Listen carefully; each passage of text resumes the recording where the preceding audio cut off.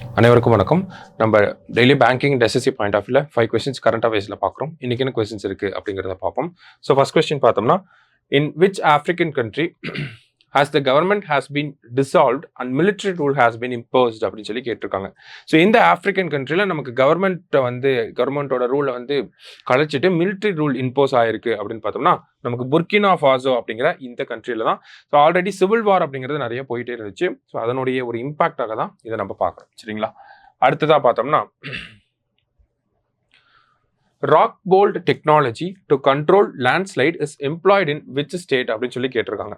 So இந்த rock bolt technology அப்படிங்கிறத பார்த்தோம்னா, நமக்கு எக்ஸாம்பிளுக்கு இப்படி ஒரு ஸ்லோப் இருக்கு அப்படிங்கிற பட்சத்தில் நமக்கு இங்கே ஃபுல்லாக ட்ரில் பண்ணிடுவாங்க. ஓகேங்களா?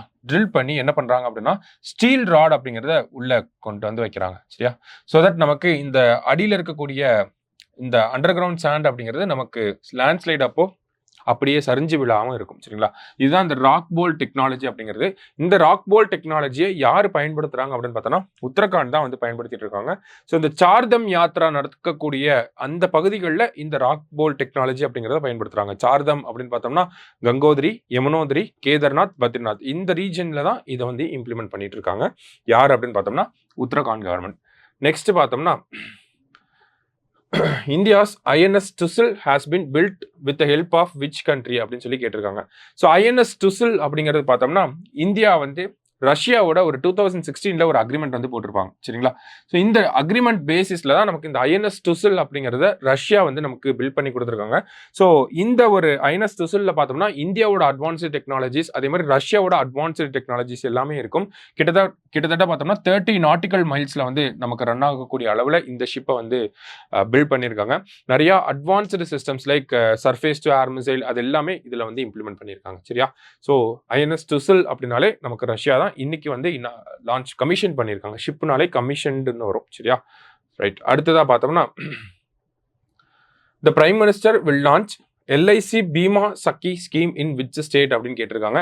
ஸோ இந்த எல்ஐசி பீமா சக்கி அப்படிங்கிற இந்த ஸ்கீம் பொறுத்த வரைக்கும் பார்த்தோம்னா, 18 இருந்து 50 இயர்ஸ் ஆஃப் ஏஜ்ல இருக்கக்கூடிய பெண்கள் பார்த்தோம்னா, நமக்கு எல்ஐசி ஏஜென்ட்டா இருக்கக்கூடிய ஒரு ஸ்கீம் தான் இந்த எல்ஐசி பீமா சாக்கி அப்படிங்கிற இந்த ஸ்கீம். சரிங்களா?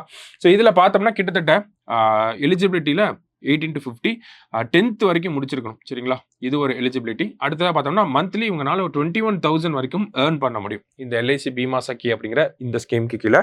ஸோ இந்த ஸ்கீமை வந்து ஹரியானாவில் இருக்கக்கூடிய பானிபட் அப்படிங்கிற இந்த பிளேஸில் வச்சு தான் நம்மளோட பிரைம் மினிஸ்டர் இன்னைக்கு லான்ச் பண்ண போறார். சரிங்களா? ஸோ லாஸ்ட்டாக பார்த்தோம்னா, Bashar al Assad was the president of which of the following country. Bashar al Assad பார்த்தோம்னா நமக்கு இன்னைக்கு ஹாட் நியூஸே இவர் தான். சரிங்களா? ஸோ சிரியாவோட பிரசிடென்டா இருந்தவர் தான் பசார் அல் அசாத். இவரோட இந்த சிரியாவில் பார்த்தோம்னா ஐஎஸ்ஐஎஸ் போன்ற நிறைய மிலிட்டன்ட் குரூப்ஸ் இருப்பாங்க. ஸோ அவங்கெல்லாம் இந்த டமாஸ்கஸ் அப்படிங்கிற கேபிட்டலை ஆக்குபை பண்ணி இவரோட ஆட்சியை வந்து கவிழ்த்துட்டாங்க. சரியா? ஸோ அதுதான் இன்னைக்கு இருந்த முக்கியமான news. So Bashar al Assad அப்படின்னு பார்த்தோன்னா, he was the president of Syria. சரியா? ஸோ இன்னைக்கு 5 கொஸ்டின்ஸ் பார்த்துருக்கோம். தேங்க்யூ.